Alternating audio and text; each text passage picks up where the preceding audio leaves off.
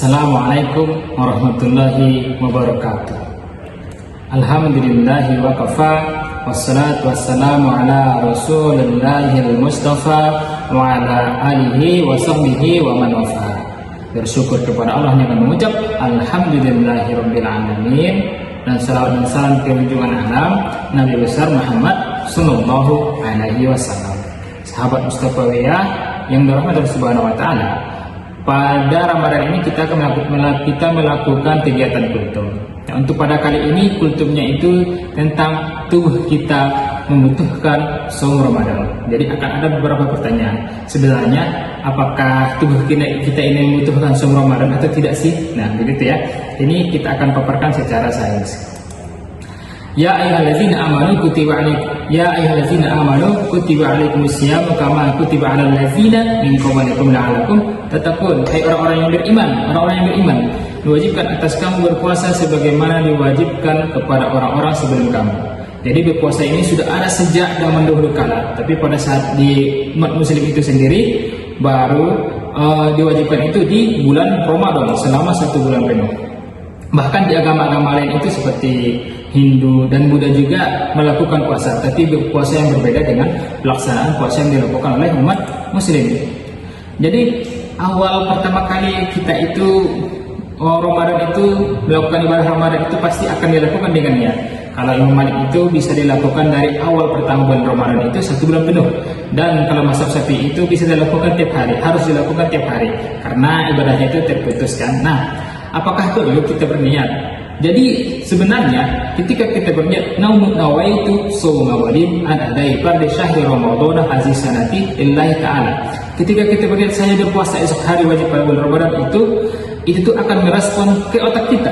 Ke otak kita itu di mana ada 32,7 triliun sel yang akan bersiap mengatakan saya siap berpuasa besok hari. Jadi itu salah satu pentingnya niat. Dan kecepatannya itu ketika kita mengatakan saya berpuasa esok hari, secara sensor itu dengan kecepatan 240 km per jam dan secara motor itu 320 km per jam langsung merespon stop. Jadi tubuh kita ini siap melaksanakan puasa esok hari. Nah, itu betapa pentingnya berniat, dimana tanpa niat ibadah kita tidak akan sah ya kalau secara rukun, kalau menurut mazhab Imam Syafi'i dan mazhab-mazhab yang lainnya. Jadi kita lanjut, itu masih tentang niat. Ini saya sambil buka laptop karena ada beberapa catatan pentingnya. Kemudian di tubuh kita itu juga seperti yang dikatakan tadi, ada 37,27 triliun sel. Nah, itu di dalam tubuh kita itu berapa banyak sel. Jadi apakah sel-sel ini akan membutuhkan saum Ramadan atau tidak sih? Itu kan beberapa pertanyaan ini. Tapi sebelumnya ketika kita berpuasa itu kita tidak akan mati. Yang pertama itu kita tidak akan mati atau meninggal ya. Karena dalam penelitian itu tubuh kita itu akan bisa bertahan dengan tanpa makan dan minum itu.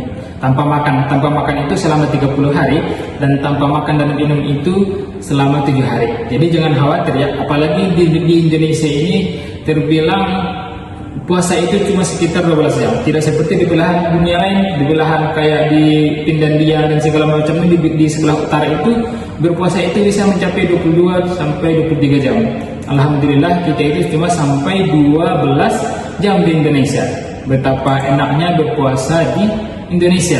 Dibilang itu cuma setengah hari gitu ya, cuma sehari gitu ya, tidak dengan malamnya, cuma 12 jam. Jadi kalau secara psikologis itu sebenarnya puasa itu juga menimbulkan ketenangan batin, teduh, dan tidak dipenuhi rasa amarah. Apalagi kalau kita sering marah-marah, itu kan bisa membatalkan puasa Ramadan, amarah yang tidak jelas ya. Dan saat kita berpuasa juga itu akan menurunkan adrenalin, hormon stres. Jadi akan terasa tenang saja begitu ya ketika kita berpuasa. Nah, tubuh kita ini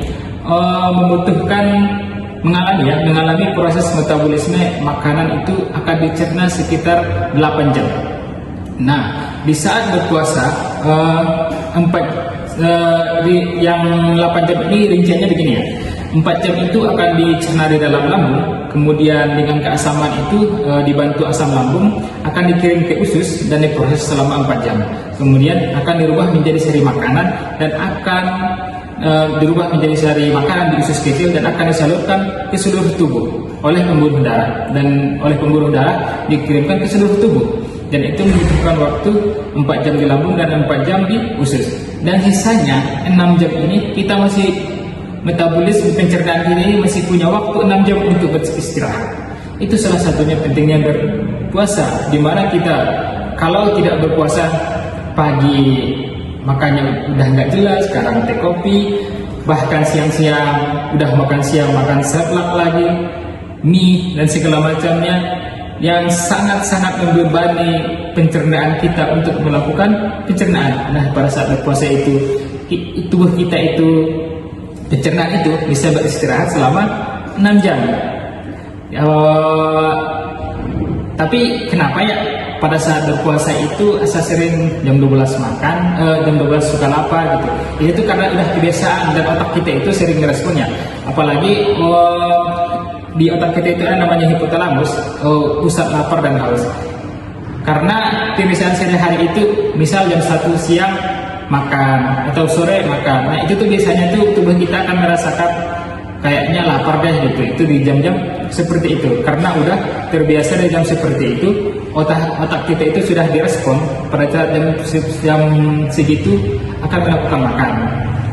Itu ya, jadi nggak apa-apa merasa lapar juga, tetapi lapar juga harus tetap ditahan.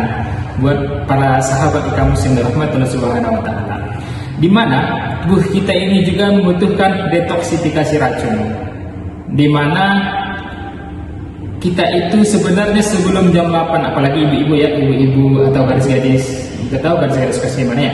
Jadi setiap hari itu kita itu sudah terkena racun sebelum jam 8 itu sekitar 200 macam bahan kimia, terpapar 200 macam bahan-bahan kimia, sabun mandi bagi yang mandi, sabun cuci piring dan pembersih lantai, sampo bagi yang memakai sampo.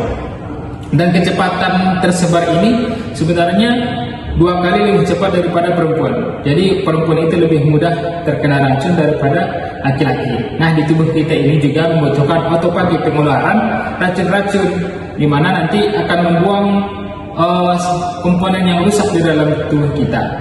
Nah, setelah berpuasa terbukti ada beberapa manfaat yang didapatkan setelah kita berpuasa, di mana meningkatkan kesehatan mental. Pada saat berpuasa itu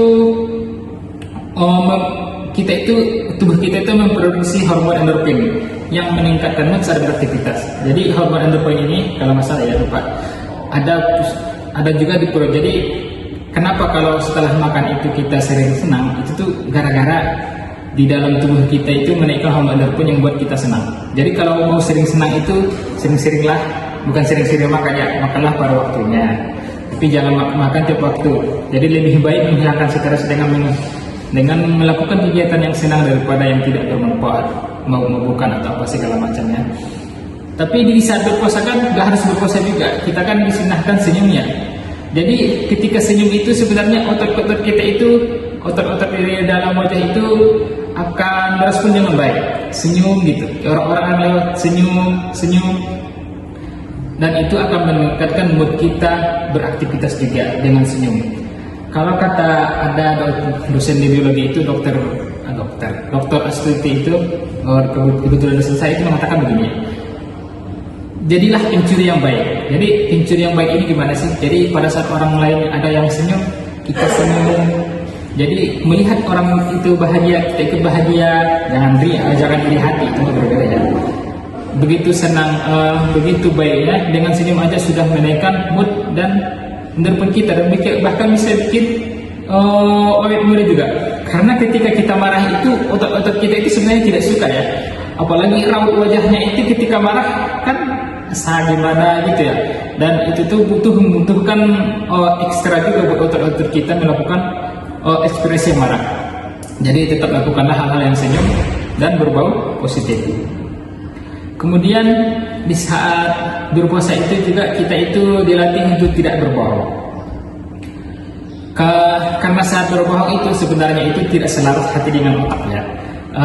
Makanya pada saat kita bohong itu bisa membatalkan pola puasa kan. Nah, pada saat kita berpuasa itu ketika melakukan bohong, walaupun tidak berpuasa, ketika kita bohong, sebenarnya kenapa ada efek sampingnya? Efek sampingnya itu pasti orang yang berbohong itu datungnya berdetak.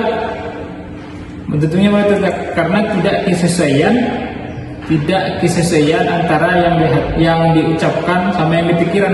Jadi kalau di sini ya, saat berdusta itu dikeluarkan neurotransmitter yang sangat banyak, yang sangat besar, yang banyak di daerah limbik yang mengatur emosi. Di mana ketika kita berbohong itu akan merusak dan mempengaruhi sistem tubuh lainnya secara negatif. Makanya ketika kita berbohong itu asa suka ada berdebar-debar jantung.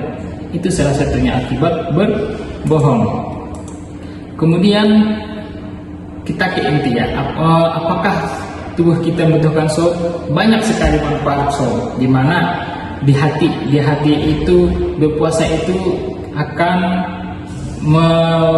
membantu hati kita dalam detoksifikasi tubuh. Itu detoksifikasi tubuh itu mengubah racun-racun itu, mengubah racun yang ada dalam tubuh kita menjadi yang baik atau menghilangkannya. Kemudian ginjal itu akan mengurangi beban ginjal dalam menyaring racun. Ginjal itu kan berperan sebagai penyaring racunnya. Apalagi ketika kita berpuasa itu kan redaya dari minum ya, kopi hilang, belum lagi minum-minuman yang berwarna. Karena minum yang paling baik itu ya cuma air putih dan air zam-zam dan segala macamnya, air yang steril lah, yang baik lah, yang tidak ada pencempuran yang lain. Pada saat berpuasa kita ditahan untuk minum yang seperti itu, jadi akan baik bagi ginjal. Kemudian di paru-paru, membantu memperbaiki fungsi paru-paru kayak lendir yang berlebih. Kemudian di bulan puasa juga kita diseringkan sujud ya, apalagi kita lihat sholat sunnah itu seperti pahala sholat wajib. Kita disunahkan sholat tarawih, ada yang 11 rakaat, 23 rakaat, memperbanyak sholat malam. Nah di saat sujud itu kan memperbanyak sujud ya. Nah di sujud itu ketika ubun-ubun kita sujud itu tuh sebenarnya akan mengalirkan darah di daerah sini, di daerah prefrontal cortex namanya, dan lobus serta ubun-ubun untuk mengalirkan nutrisi dan mineral, di mana kesini itu sangat ke bagian otak kita yang di daerah otak yang ini akan sulit mendapatkan nutrisi ketika berdiri, tapi ketika sujud akan dialirkan ke situ seperti vitamin dan nutrisi lainnya.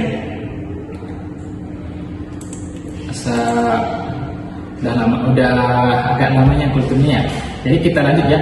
Jadi manfaat yang lainnya itu seperti mata itu akan mengurangi resiko degenerasi, kemudian telinga mengurangi peradangan, hidung mengurangi alergi hidung, lidah. Nah, lidah ini akan membantu perasa kita akan lebih baik lagi.